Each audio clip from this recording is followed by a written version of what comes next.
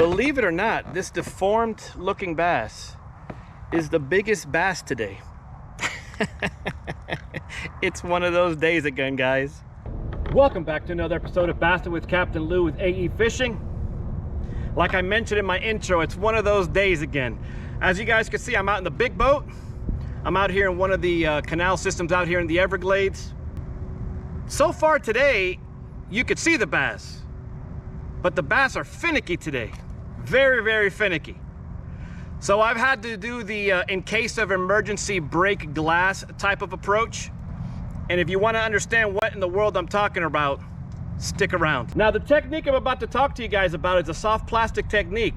As you guys can see here, I have a hook in my hand. I have a weightless hook in my hand. For some of you, you guys may know where I'm going already.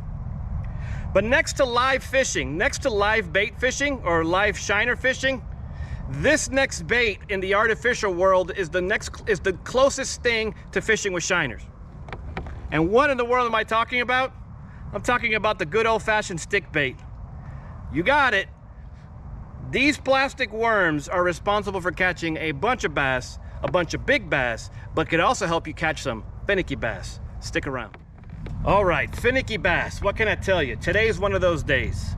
And what do I mean by finicky bass? What I mean by finicky bass is bass, in my case today, is bass that you could actually see. I see a good volume of bass swimming around, some nice ones, but they're just not going after any of my offerings.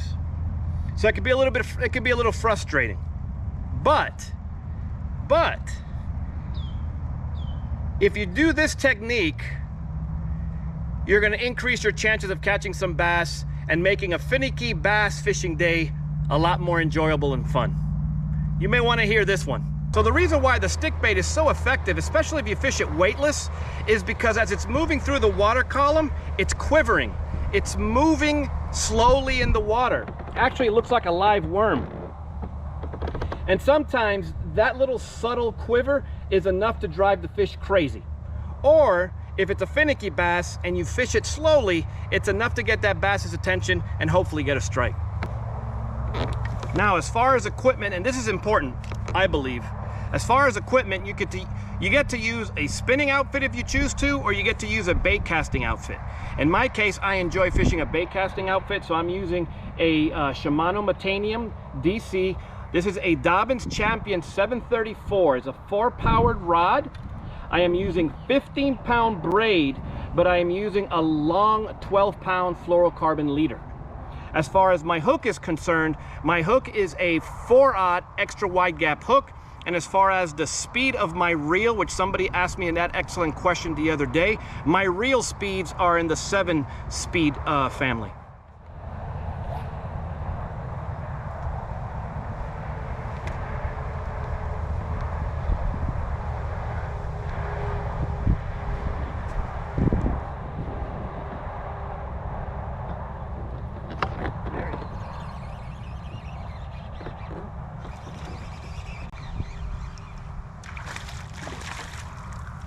There he is.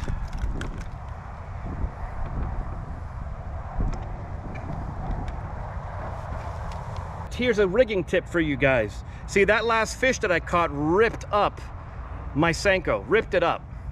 So instead of getting a new one, I'm just gonna go ahead and flip it over. These worms are very expensive. So what I'm gonna do is I'm gonna bite the tip of the bottom, like so, and then I'm gonna re-rig it again. The bass don't know any different. And now I have fresh, a fresh meat of plastic that I could put my hook on and refish this worm.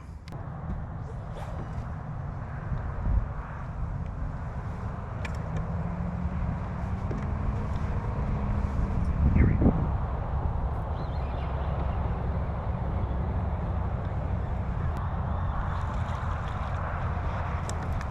Just like that, I caught another bass.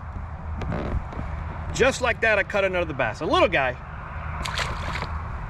But when you have one of those finicky days, little bass make it fun. Make it a fun outing. So anyways, here it goes. Ready? So the nose, the top of my Senko, ruined. The bottom of my Senko, ruined. But there's one area that's not ruined, and that's the middle. So what I do, when both ends are torn up, I hook it right in the middle and fish it wacky style.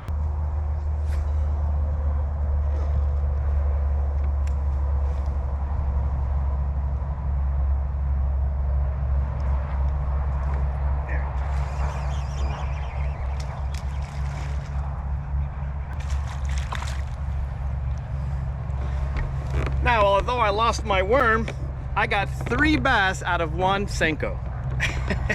So I want to ask the community some questions because you guys did such an excellent job in answering my questions on my previous video. So I actually have 2 for you guys. My first one is, what's your go-to bait when the bass are finicky? You see the bass, you know bass are around, they're just not biting. What's your bait choice? What do you choose? What lure of bait do you choose that you feel is your confidence bait to get those finicky bass to bite? And my last question for you guys is, what's your favorite way of rigging the stick bait? Is it traditional Texas rig? Is it Tex Pose? Is it wacky? What hook do you use? Do you use offset hook? Do you use extra wide gap hook? Go ahead and answer this question because everybody fishes this type of technique very differently. So, you got the worm, you got the right hook, you got the line, you got your rod, you got your reel. Okay. So, the actual technique, it's extremely simple, but yet a lot of us at anglers, we mess it up. And that's why those seasoned anglers that know exactly how to fish this bait the right, correct way, that's why they do so well. All right, so I'm gonna do my best to explain this. You rig your worm, okay? The conditions are right where you could do it weightless, meaning you don't need any weight whatsoever. You go ahead and you cast it. In this case, I'm casting it along the ledge line, a little bit off the bank and right in the ledge line. And you leave it alone. What you guys might see me do is I go ahead and take out about another foot of line so that my worm falls horizontally and it doesn't swing towards me. The leaving it alone part is the challenging part for a lot of us. We think we need to move that worm. We don't. All we got to do is very, very subtle movements. You see, you may not even feel that worm along the bottom because there's no weight. You got to move it very, very slowly to even know that you're on the bottom.